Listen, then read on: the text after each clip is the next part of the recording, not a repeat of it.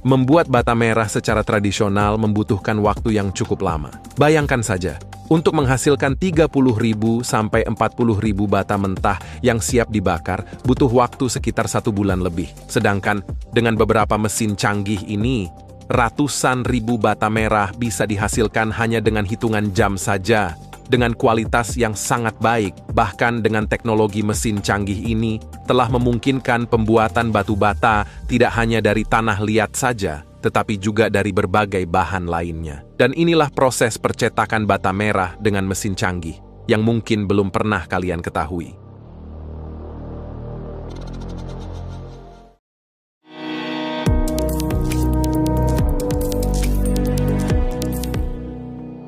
Batu bata merah telah digunakan sejak zaman dulu, dan hingga saat ini masih mendominasi pembangunan rumah di Indonesia, karena masih dipercaya bisa menjaga suhu rumah tetap sejuk dan kokoh, sehingga cocok digunakan di negara beriklim tropis seperti Indonesia.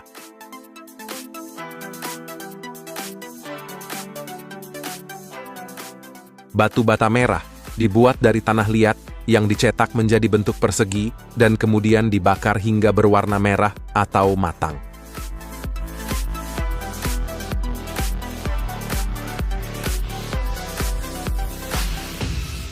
Selain metode tradisional, terdapat juga metode otomatis dalam pembuatan batu bata merah, yaitu dengan menggunakan brick printing machine. Salah satu jenis mesin pencetak batu bata otomatis adalah BBM 410, yaitu sebuah mesin yang mirip traktor dan dirancang untuk menghasilkan batu bata merah dalam jumlah massal.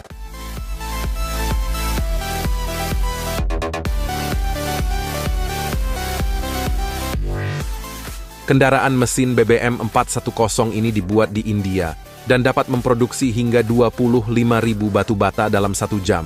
Untuk membuat bata merah dengan mesin ini caranya cukup sederhana, yaitu dengan memasukkan tanah liat ke dalam mesin menggunakan ekskavator, lalu mesin BBM 410 akan berjalan sambil mencetak batu bata yang berjajar rapi. Kemudian setelah kering, batu bata tersebut akan melalui proses pembakaran hingga matang dan siap dijual ke konsumen. Selain metode semi-tradisional, ada juga metode yang menggunakan peralatan canggih, seperti yang dilakukan oleh perusahaan Robben dari Amerika. Perusahaan tersebut membuat batu bata dalam jumlah yang sangat besar. Pembuatan batu bata di pabrik ini menggunakan batu serpih yang memiliki beberapa warna, dan apabila dihancurkan serta dicampur dengan air, maka akan membentuk tanah liat. Untuk proses pembuatannya, tanah akan digali 40 cm menggunakan alat berat. Selanjutnya, tanah tersebut akan dimasukkan ke dalam conveyor belt dan kemudian dihaluskan hingga menjadi powder.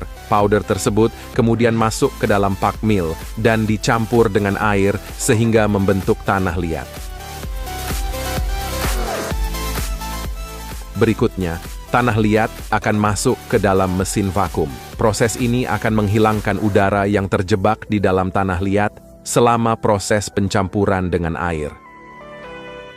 Setelah keluar dari mesin vakum, tanah liat akan masuk ke dalam mesin extruder. Dan pada mesin ini, tanah liat kemudian diubah menjadi bentuk yang memanjang, yang disebut dengan slug. Slug yang berukuran panjang ini, kemudian dipotong menjadi ukuran yang lebih kecil.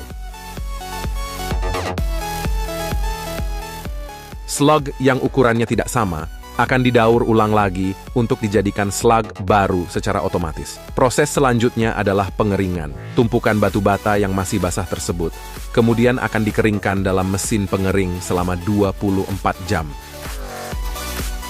Setelah itu, batu bata tersebut kemudian dimasukkan ke dalam tempat pembakaran dengan suhu yang mencapai 1040 derajat Celcius. Setelah proses pembakaran hingga matang, batu bata kemudian masuk ke dalam proses pendinginan. Selama proses pengeringan hingga pendinginan, dibutuhkan waktu selama 57 jam. Dan batu bata yang sudah jadi ini, selanjutnya akan secara otomatis dibawa ke tempat penyimpanan sementara untuk menunggu proses pengepakan. Setelah itu, dengan menggunakan tenaga robot, batu bata akan dikemas, diikat, dan siap dikirim menuju ke konsumen.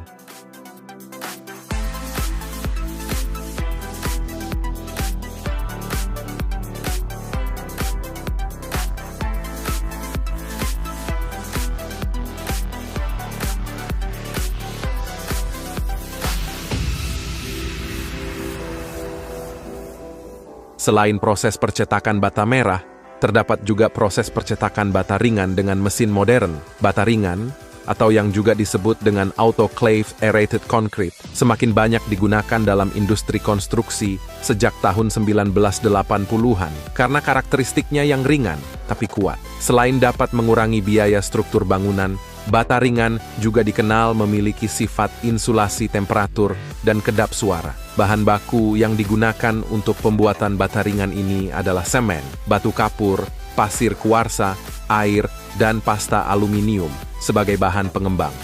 Semua bahan baku tersebut dimasukkan ke dalam ball mill, yang nantinya akan dicampur dan dihaluskan, sehingga kemudian menjadi slurry. Selanjutnya, slurry dimasukkan ke dalam tangki penyimpanan besar yang dilengkapi dengan pengaduk yang bertujuan agar tidak terjadi pengendapan. Slurry ini lalu diberi air yang sudah bercampur dengan pasta aluminium. Kemudian slurry akan dituang ke dalam cetakan, lalu slurry tersebut diaduk menggunakan mixer. Adukan tersebut berfungsi untuk membuat aluminium pada slurry ini bereaksi, sehingga slurry akan mengembang serta mempengaruhi kekerasannya. Untuk selanjutnya, slurry akan dimasukkan ke dalam area pre-curing, di mana di area pre-curing ini berguna untuk mempercepat reaksi kimia pada slurry. Setelah pre-curing ini selesai, cetakan akan terbuka secara otomatis dan dilakukan pengujian kekerasan pada blok cetakan tersebut. Blok kemudian diposisikan secara vertikal untuk proses pemotongan, lalu blok dipotong pada bagian sampingnya untuk membentuk profil pada blok tersebut. Dan selanjutnya, blok itu akan dipotong lagi secara horizontal menggunakan kawat. Setelah itu, bagian samping blok akan dilubangi dengan bentuk lubang yang sudah ditentukan dengan mesin khusus. Lalu, blok itu akan dipotong lagi secara vertikal dengan kabel pemotong, dan sisa-sisa dari potongan tersebut akan didaur ulang kembali sebagai bahan bata hebel.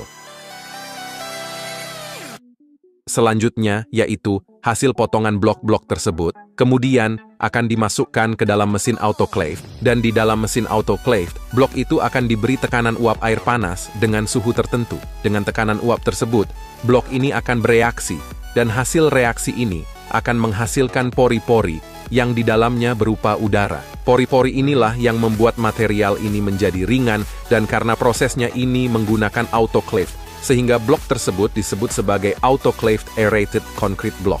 Bata hebel kemudian dikeluarkan dari mesin autoclave, lalu akan dipisahkan menggunakan sparating machine. Setelah bata ini dipisahkan, maka kemudian diberi plastik yang sudah berlabel sebagai perlindungan. Dan batang hebel ini siap untuk dijual ke konsumen. Selain beberapa proses canggih yang sudah dijelaskan, terdapat juga pabrik pembuatan batako di Korea yang dibuat dengan teknologi mesin dari Jerman. Seperti apakah gambaran prosesnya? Berikut video proses singkatnya.